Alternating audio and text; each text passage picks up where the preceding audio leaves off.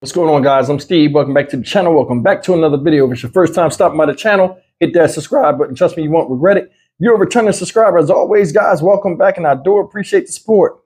I forgot to wish you guys a happy Friday, and you know what it means. The Story Time with Stock Market Steve live stream is tonight at 7 o'clock Central Standard Time. You guys be there.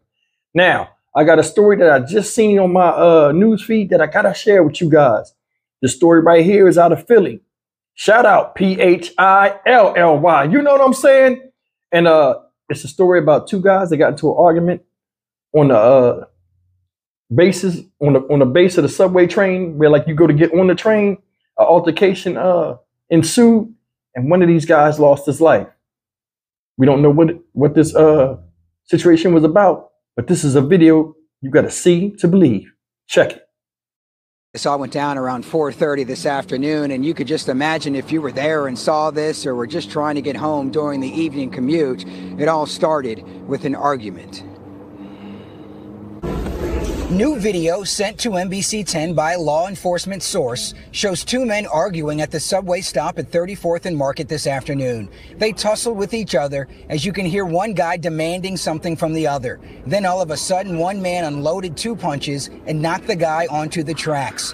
A train came by just seconds later and ran him over. Yeah, that's crazy. I had no idea. SEPTA riders learned what happened as they tried to get home tonight. The area near Drexel's campus was shut down as police investigated the man's death on the tracks of the Market Frankfurt line. It's kind of scary that that kind of thing is happening around here. I thought it was pretty safe, but I guess it's probably pretty out of the ordinary for that to happen. Riders had to make other plans and hop on nearby buses to get to their destination. Investigators tell NBC 10 they're trying to figure out the relationship between the two men and what could have started this fatal encounter. It looked like appeared to be some type of physical altercation. We don't know exactly what took place prior to that to initiate this physical altercation, but it's being investigated at this point. According to detectives, they say the other man hopped on a train and left the scene. We're told he was detained at the next train stop at 40th and Market, but at this point, they say no one has been officially arrested. That's horrible and it's saddening. This is normally a pretty calm and quiet subway station. Yeah, normally quiet, but in that video you can hear people screaming and yelling once this went down. Police tell us they continue looking for witnesses, so if you were there and saw this whole thing unfold, give them a call right away. For now, we're live in University City. All right, guys, that's the news footage, and that was hard to look at. I mean, as far as the brutality of that. Now, I'm gonna tell you something. I honestly believe that man had every right to defend himself. But the way I think, I'm gonna say it like this. I think that dude knew that train was coming. Because if you notice, he had his hands out at first because the guy was going to smack him. That was a big dude. The dude had a nice grip on him. He put his hands in his pocket, and then he came out and just swung on him. He hit him that first time and got him by surprise. That told me, if you watch the whole video, the guy didn't want to fight. He didn't know. He was trying to scare the guy. Now, the guy dug in his pocket, and it looked like he came out like he had brass knucks or something, you know what I mean? And just rocked him. When he hit him, you seen the dude like, oh my God, and then he swung that second time and missed him. That's a big dude. He couldn't get his bearings. He fell on the tracks, and the one guy he let the guy go.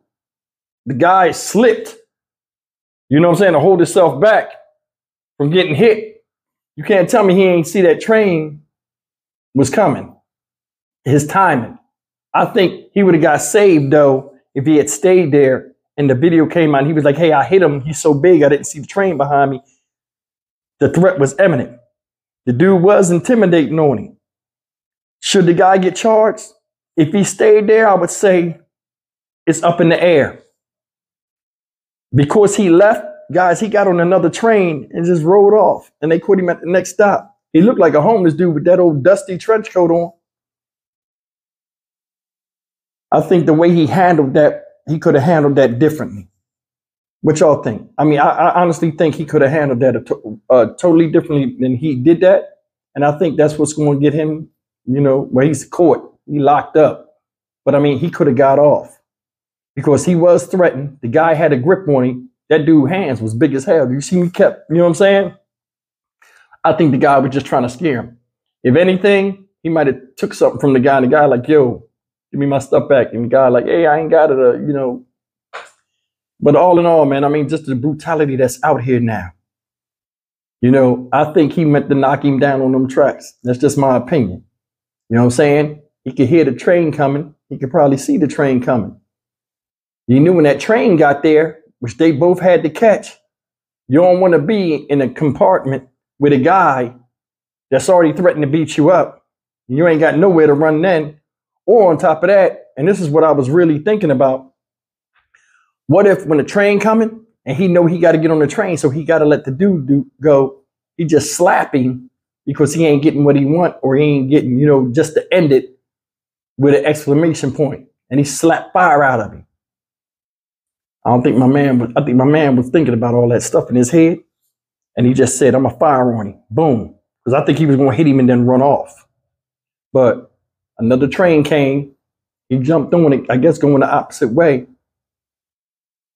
and went on about his business, and people, I guess, reported him. He shouldn't have left. All honesty, he shouldn't have left. He should have stayed there. Could have saved him. But one more thing with this before I get out of here. It's crazy how, and when I say this, it's like a generalization, but it's crazy how we can't get through to each other without the force of violence or the threat of violence sometimes. Now, I don't know what this whole thing was about, but I know this man lost his life and this dude walked off like it was nothing. You're a grown-up. You're supposed to be responsible. If I had did that and he fell, I'd have stayed there. I wouldn't have ran off. They said the train came seconds after he got ran over. So they stopped the footage. People know you killed somebody and you around them. Everybody looking at you crazy. They probably not saying nothing, but it's one of the moments where everybody like, and you just sitting in there trying to look normal and process everything. I don't understand it, but I do know this. He's locked up. His actions of leaving is what messed him up. And this guy right here, he might have been right, y'all. The guy might have been right. He might have tried to want in his pockets or did something. He might have been right for coming up to him like that. So I don't know who's right or wrong, but I know the wrong thing was to do was to flee. Anytime you threatened or anything like that, you know what I'm saying? It's worse when you run away because it makes you look more and more guilty. I don't know who was right or wrong, like I said. We'll see. But the live stream is tonight at 7 o'clock. I missed it last week because of my back. But, you know, you see I got the chair now. Everything good. And I look forward to talking to y'all tonight. If y'all never been in the live stream, trust me, you don't want to miss it. It's different than these stories I do, these depressive stories during the week. We get our laugh on and really get a chance to know each other. I'm Stock Market Steve for the Dynamic Reason channel. As always, like, comment, share, and subscribe. I'll see you tonight at 7 o'clock, 7 p.m. Central Standard Time. Be there.